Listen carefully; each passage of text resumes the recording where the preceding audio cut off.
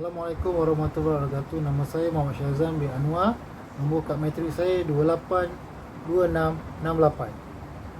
Pada hari ini saya akan menceritakan kepada anda tajuk iaitu Wawasan Kemakmuran Bersama 2030. Pengenalannya.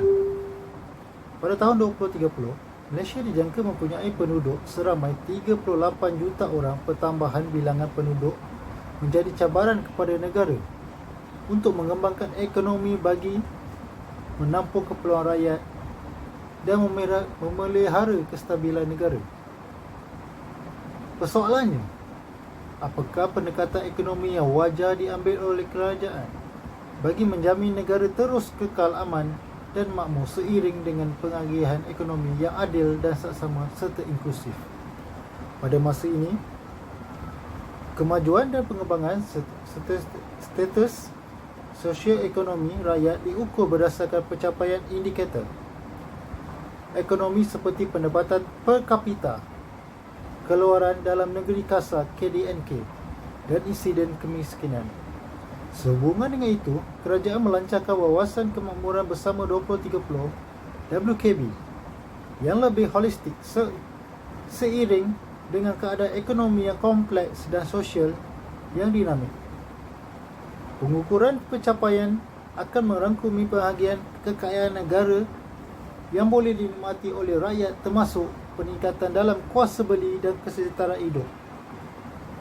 WKB merangkumi 3 objektif utama, iaitu: nombor 1, pembangunan untuk semua. Menstruktur semula ekonomi ke arah yang lebih progresif, berpaksikan ilmu dan bernilai tinggi dengan penyertaan masyarakat yang menyeluruh di seluruh semua peringkat. Nombor 2, menangani jurang kekayaan dan pendapatan. Menangani jurang ekonomi antara kumpulan pendapatan etnik wilayah rantaian bekalan untuk membelan dan meningkatkan keupayaan semua rakyat, tiada yang ketinggalan. Nombor 3, negara bersatu, makmur dan bermaruah, menjadikan Malaysia sebuah negara yang bersatu, makmur dan bermaruah. Seterusnya muncul sebagai paksi ekonomi Asia. Anda boleh lihat di sebelah kiri saya apa yang saya ceritakan untuk pengenalannya. Seterusnya, definisi Wawasan Kemakmuran Bersama 2030 adalah iltizam untuk menjadikan Malaysia sebagai sebuah negara yang terus membangun secara mampan seiring dengan pengagihan ekonomi yang adil, saksama dan inklusif pada semua peringkat kumpulan pendapatan etnik wilayah dan rantaian bekalan. Iltizam ini akan diteruskan ke arah mengukuhkan kestabilan politik dan meningkatkan kemakmuran negara serta memastikan rakyat bersatu padu tanpa prasangka dengan meraihkan kepelbagaian bangsa dan budaya sebagai asas penyatuan negara bangsa. Matlamat WKB adalah untuk menjadikan taraf hidup yang wajar kepada semua rakyat Malaysia pada tahun 2030. Objektif Wawasan Kemakmuran Bersama WKB tahun 2030. Nombor 1, pembangunan untuk semua. Nombor 2, menangani jurang kekayaan dan pendapatan. Nombor 3, negara bersatu, makmur dan bermaruah. Anda boleh lihat di sebelah kiri saya yang saya bentangkan ini. Kerangka kerja seperti yang anda lihat. Kerangka kerja Wawasan Kemakmuran Bersama 2030. Prinsip panduan. Pemboleh 8 pemboleh daya seperti yang anda lihat di sebelah kiri saya. Seterusnya WKB, iaitu merangkumi modal sosial, ekosistem perniagaan industri, aktiviti pertumbuhan ekonomi utama, modal insan dan sebagainya. Apa yang saya sebutkan tadi, seperti yang saya terangkan di sini, teras strategi Wawasan Kemakmuran Bersama. Teras strategi 1, ekosistem perniagaan dan industri. Salah satunya PKS dan perniagaan mikro menyumbangkan 30% kepada KDNK mewujudkan 30% daripada jumlah syarikat PKS dalam bidang teknologi tinggi yang insentif dalam pembuatan dan perkhidmatan sub-sektor seperti yang anda lihat ni. Dan nombor 3 dan nombor 4. Seterusnya, aktiviti pertumbuhan ekonomi utama. Pelaburan dalam jentera dan peralatan adalah 2/5 daripada jumlah pelaburan. Pembuatan 50%, perkhidmatan 30%. Malaysia membina sektor baru utama yang kukuh seperti berikut.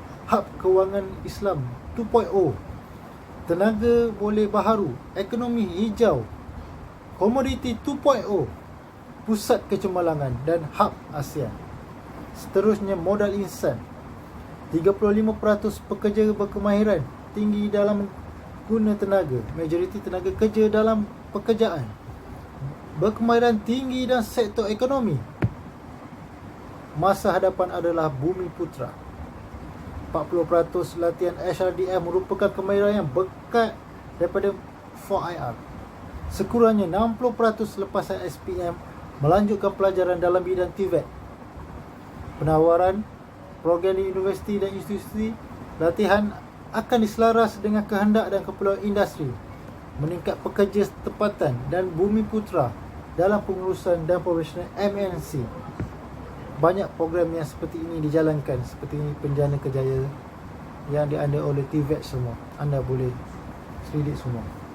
Dan seterusnya, saya terus pergi ke pasaran buruh dan papasan pekerja. Pasaran buruh Malaysia bebas daripada diskriminasi ke atas umur, gender, etnik dan agama. Purata kenaikan gaji kepada suku nilai produktiviti meningkat setiap tahun. Tindakan sabotaj ekonomi dan diskriminasi ditangani. Dan seterusnya, anda boleh lihat di sebelah kiri apa yang saya paparkan ini. Seterusnya, kesetaraan sosial, kesamaan nisbah gaji penengah berdasarkan merit, mengukur tahap kemiskinan menggunakan kemiskinan relatif. Membina pusat jaga harian di setiap lokaliti. Nilai rumah mampu milik berdasarkan kos pembelian rumah jumlah 30% daripada penengah pendapatan isi rumah di Malaysia. Dan seterusnya, modal sosial. Modal sosial mempunyai 8 indeks perpaduan, petunjuk integriti dan antisosial, indeks keharmonian agama, indeks perubahan alam sekitar dan iklim, indeks anti dadah, indeks pencegahan jenayah, indeks keharmonian kejiranan, indeks kesihatan rakyat seperti yang di sebelah kiri saya ini. Dan kesimpulan apa yang saya ingin katakan ini, Malaysia memerlukan perubahan dalam kerangka dan hala tuju ekonomi untuk membolehkan negara mencapai potensi ekonomi yang mampan dapat dikongsi secara lebih adil dan saksama oleh semua rakyat. Usaha ini hanya boleh dicapai melalui perubahan hadapan yang mampan.